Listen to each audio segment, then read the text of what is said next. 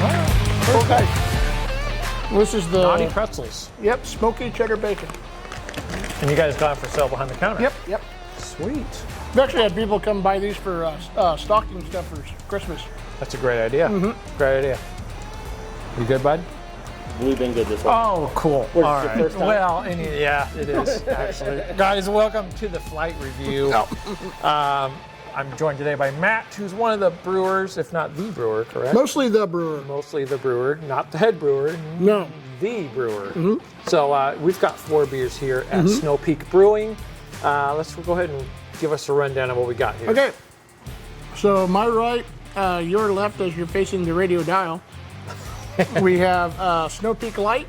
This is our very light rice lager that we pressure ferment. It looks a little cloudy, but not light on flavor. It's really good. Then we have our Whistle Punk Steam Beer.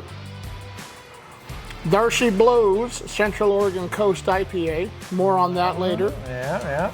And our Smokin' Porter, our smoked chocolate porter. I'm excited about that one, so I'm glad that one's on the last part of it. So let's go ahead and start with the light. Indeed. I love it when a small brewery has a light beer. Everyone can drink it. So here it is. Beautiful color. Got that nice lagery light beer scent. Nice Full body scent. They should be clean. They should be clean. They should be crisp. Not really a whole lot of anything. It's hard to say, but hard to describe. Not a whole lot of anything. Not a whole lot of anything. Just beer. Yep, Just beer. Okay, just here it beer. is. Wow. Up front, it's like it's going to hit you like a full body lager, but then afterwards it's a clean, Yeah. Just washes down real quick. little sweet tang on the back end. Almost Yeah, a I feel citrus. you're not afraid to drink at your kid's soccer game. No. Yeah. And it's only what? 3.2. 3.2%. 3.2% ABV. One of the lightest lights I've ever had, honestly. This is, and it's freaking really good. Yep. It's definitely a good, like you said, soccer game. If you want to drink beer at the soccer Worried game, about fighting the other day. or taking on the referee, this might be the way you want to go. Wow. And it does not taste like a session. No. It tastes just like it was meant to taste. Yep. A light, Yep. easy drinker, but still got a lot of flavor. No, and you catch that, like you were talking about that little sweet that. Yeah. You catch that. That's the rice. That's the the rice rice that you part of catch it. on. Yeah, we use. We're not talking Budweiser rice. We're talking We're talking Santiago. Snow Peak rice. Snow Peak rice. Yeah. Snow Peak rice. It Okay. may be or may not be from Louisiana or something. The same fields as Bud. No, I'm just kidding. Yep. Hey. So this one is That's the Whistle Punk. Whistle Punk.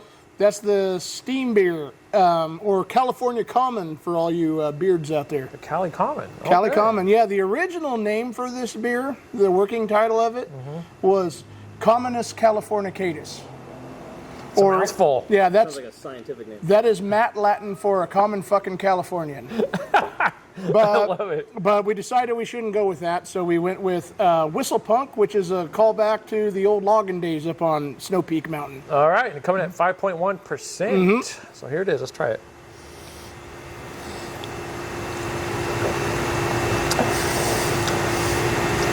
Smooth, very easy, almost more smooth than the light beer, Yeah. which is quite interesting. It is. It's a, there's Refreshing, though. Yeah. So the story behind these steam beers, where they kind of get their name, Wow. those are from the Gold Rush days down in California. Okay. So obviously, Anchor Steam in San Francisco was the kind of the big popular one for a while. Kind of started the whole craft beer thing too in the '60s. Yeah, it's kind of where it traces its origins to. But where it came from was down in the San Francisco area, where they were in the gold fields. A lot of German immigrants, and wherever Germans go, they got to figure out beer. They gotta get their right? beer. And there was nothing there. There was not. Imagine San Francisco, but it's nothing. There's nothing there. So they had some milk cans and some other stuff, and they were able to scrape together whatever malts and whatever else they could find. and they make this beer. They had no way to control temperatures or anything like that. Interesting. And so it tended to have a higher firm temperature, and you'd get condensation actually on the milk cans that it was fermenting in because it had such a high temperature. Right. So that's where part of it comes from, and then the other is as time went on, and they started actually building brewing facilities in the Bay Area.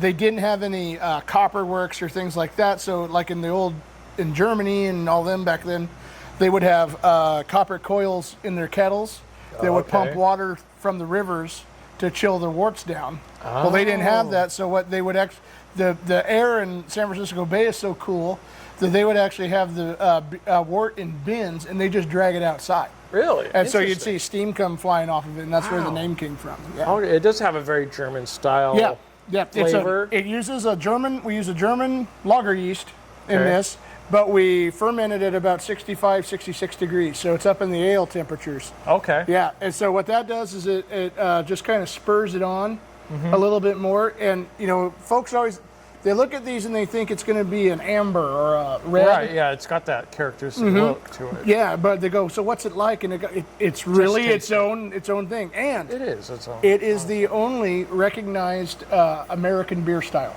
Oh, okay. Everything else is European or Asian or whatever. This is a totally American beer style. Interesting. That's very cool. Its I like origin was right here. that. Wow. Awesome. Well, it's very easy to drink and very approachable, so highly recommend this guy. Yep. All right, we're moving on to this one.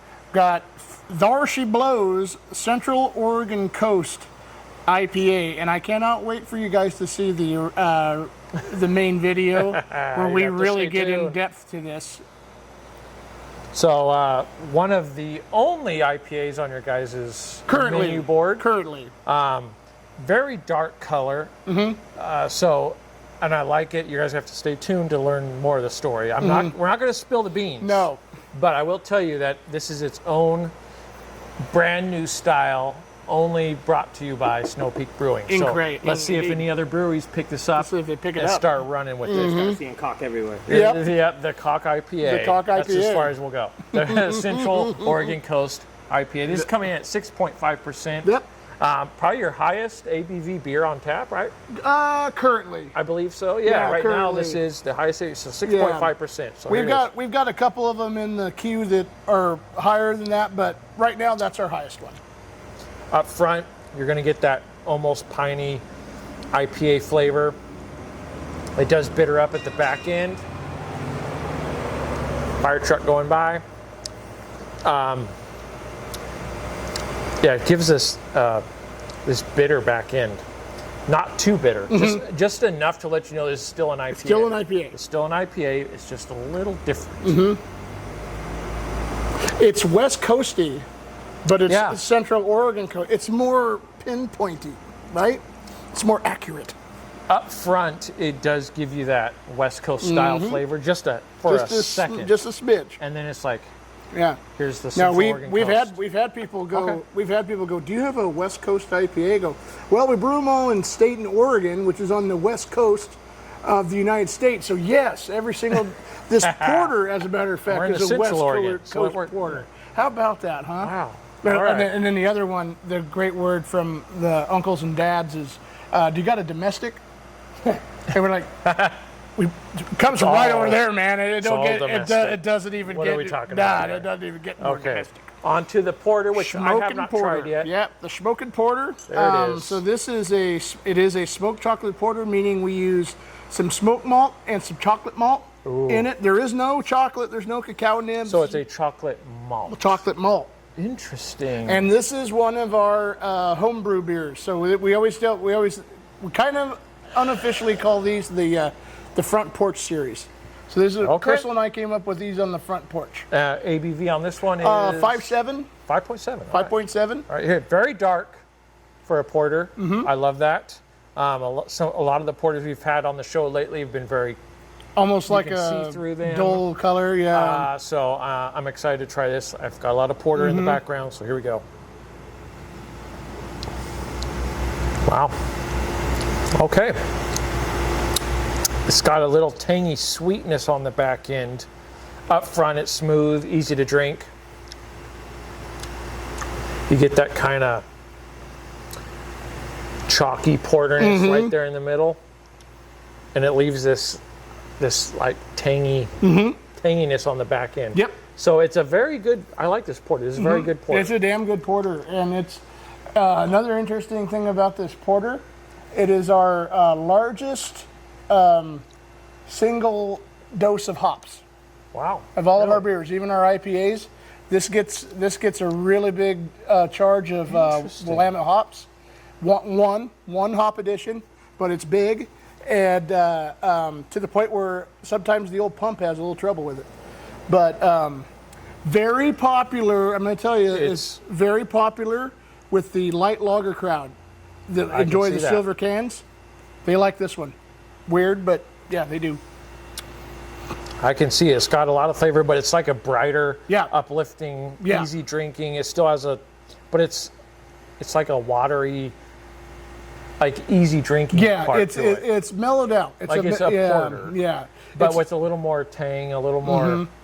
yeah, not so refreshing It's pop not to it. not a cup of coffee like No, you no, get no, a lot of yeah. times. Yeah. The chocolate part not coming through too terribly much. No, but Which is interesting. But you said hops. It's malt. It's a Okay, I'm chocolate sorry, malt, and that has more to do with the color okay. than Okay. anything. Yeah. So that was my next question. Yeah. What is the chocolate? Because I've never heard of the chocolate malt. yeah. Interesting. It's mostly But it's for the color. color, and then Just a little bit of a flavor, because I can get a tiny on Yeah. this back end aftertaste. Yep. I could tell there's some chocolate Yep. notes in there, but you're saying it's more for color. More for color. It's chocolatey. Yep. Which, by the way, one of the darker porters I've had in a while. Yep. And we've had quite a few porters. Yep. This one is still full body. Yep. And it does give it the idea. It gives it a little bit more of a roasty. Yeah, Flavor. yeah, definitely a little roast. Yeah. And that's the first one I pounded all the way. Very good, very interesting. Definitely one to pick up is that porter. Actually, all the way down the line, everything is very unique. You're not going to find something quite as unique as these beers in a flight. And that's what I love about doing these flight reviews, is because you get to go to a brewery and you're going to have a light beer, you're going to have an IPA, but every brewery loves to do their own twist They do. to it. Yep.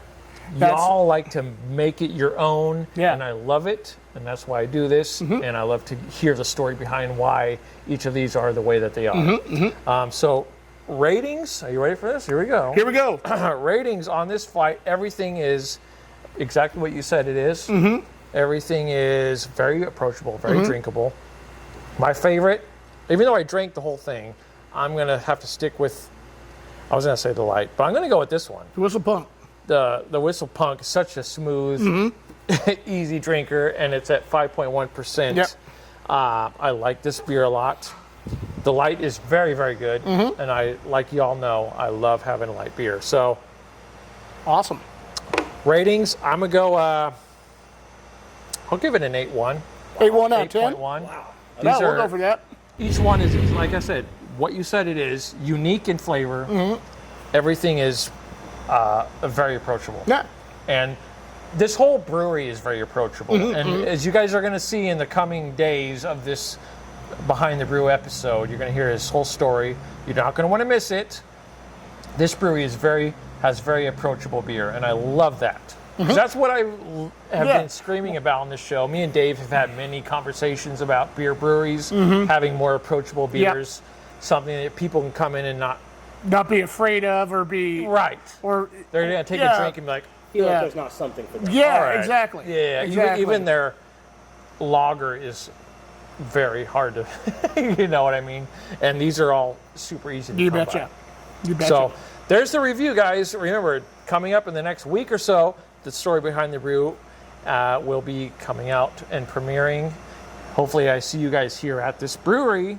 Love to see you guys here. We're going to have some amazing live music. Who's playing that night? Lexi Tucker, Lexi Tucker. Sounds amazing. local favorite. Yep. So make it out here and say hello. We're going to have some merch and try one of these beers. Thank you so much for watching. Thanks you, Matt. Thank you, guys. Appreciate it. And we will see you. Shout out to Naughty Pretzel. Shout out to Naughty Pretzels, yeah, the dude. official pretzel You can't of have beer. a beer without a pretzel. No. That's And a good pretzel. I'll tell you, this smoky cheddar bacon is damn good. Can't go wrong with it. Can't go wrong. All right. We'll see you guys next time. Adios.